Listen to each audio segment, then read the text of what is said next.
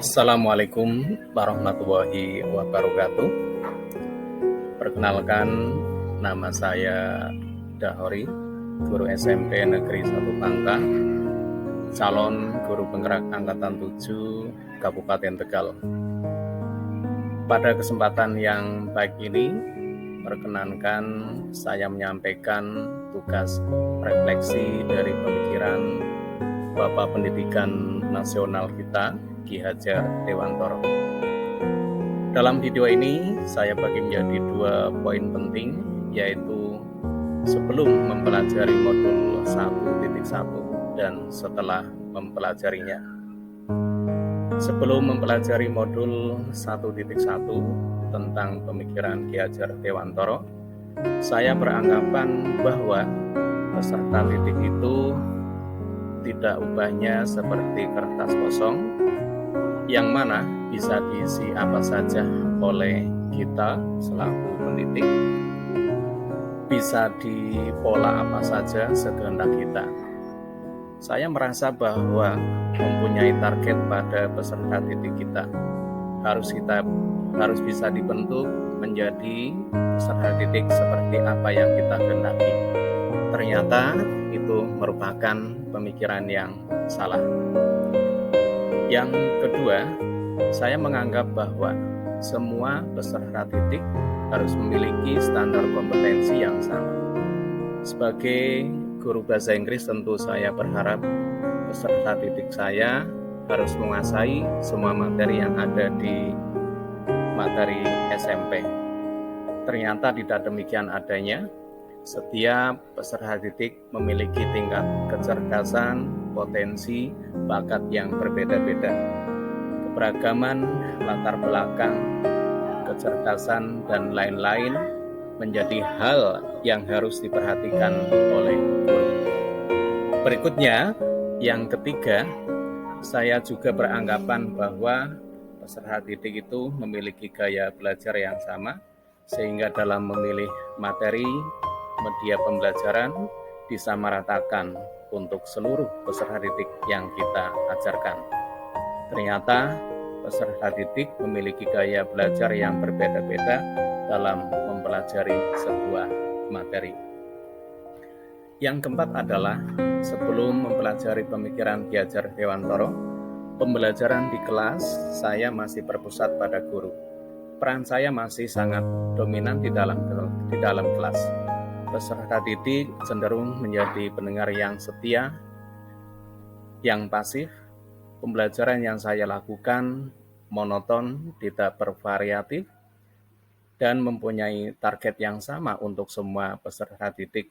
Padahal setiap peserta didik memiliki tingkat kecerdasan yang berbeda-beda.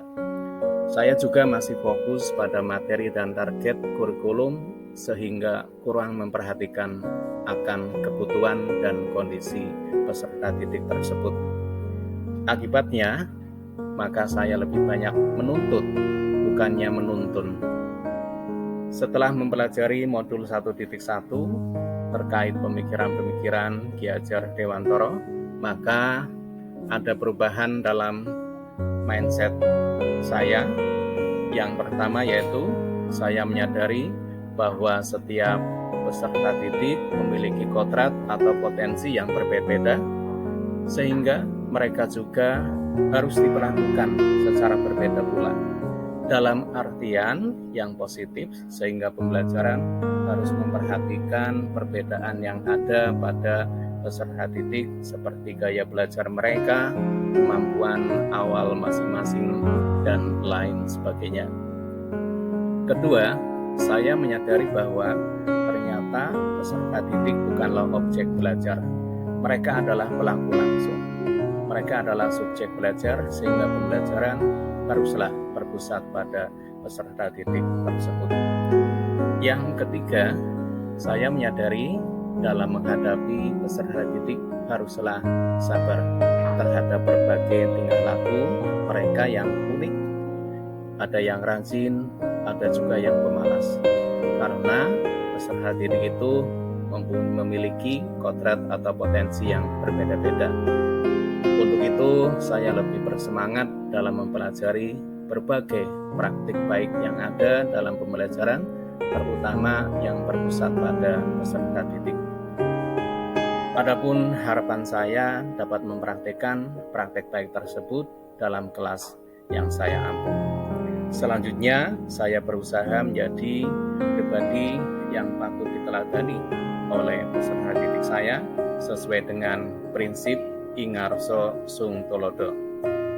Perubahan konkret yang akan saya lakukan adalah yang pertama, akan merancang pembelajaran yang menyenangkan melalui model dan sumber pembelajaran yang bervariatif, termasuk memanfaatkan lingkungan dan kearifan lokal sebagai sumber belajar.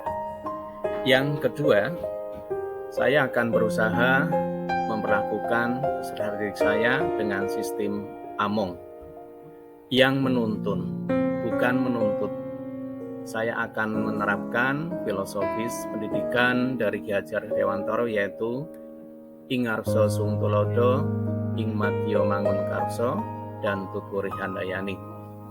Saya juga menanamkan karakter peserta didik dengan keteladanan seperti disiplin, berpenampilan rapi, menjaga ucapan, sopan santun, dan karakter lainnya yang mencerminkan keteladanan terhadap peserta didik.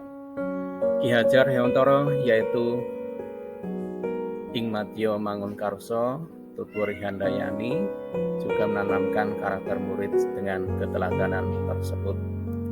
Selanjutnya, saya juga akan terlibat aktif dalam program sekolah, kegiatan sekolah seperti proyek penguatan profil Pancasila, program 5S, kegiatan PHBI, dan lain-lain yang dapat menumbuh kembangkan karakter peserta didik.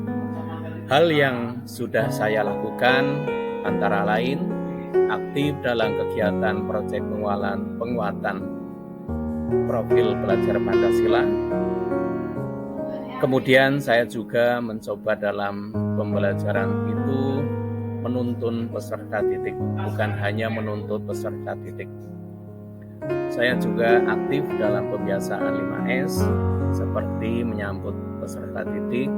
Saya juga sudah memanfaatkan teknologi dalam pembelajarannya. Demikian koneksi antar materi modul 1.1 dimulai dari sebelum saya mempelajari pemikiran Ki Hajar Dewantara, sesudahnya, dan perubahan yang dialaminya. Semoga bermanfaat. Terima kasih. Wassalamualaikum warahmatullahi wabarakatuh.